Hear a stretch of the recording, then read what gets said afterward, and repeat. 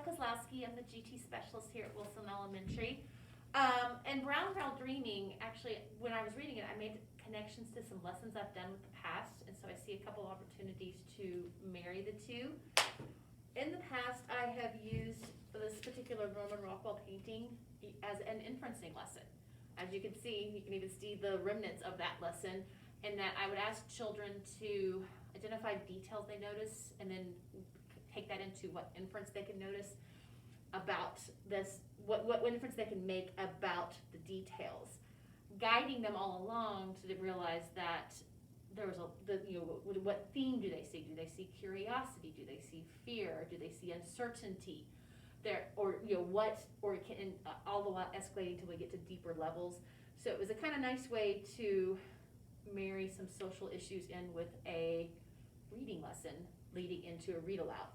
So after I read that, another thing I've done in the past is I've actually sponsored book clubs based on the Watsons Go to Birmingham. It's been a few years, so I would have to reread it to make the direct connections.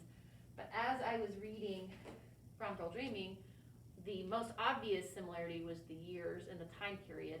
But then I started realizing, while in the Brown Girl Dreaming, especially early on, there's a lot of comparison between South Carolina and why we wanted to kind of migrate from South Carolina into Ohio, because of, I guess, technically there were the same, there were civil rights issues all around the nation at that time, but the prevalence and the worries and fears among African Americans differed drastically by where they were in the country. So when I was reading that, I kind of flashed back to the eye-opening experience that Kenny and his family had in the Watsons Go to Birmingham, where where they were in Michigan, and then they took the road trip down south to Alabama in order to visit their grandparents.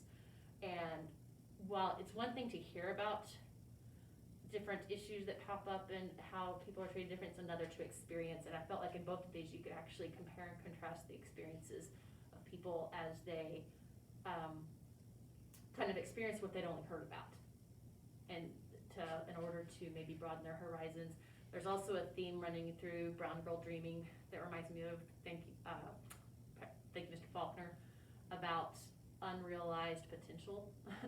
That it just takes one person to recognize it and nurture a gift that's there that others may overlook because of the color of your skin or other demographic issue. So that's a couple of ideas I have. I would love a chance to expand on them further.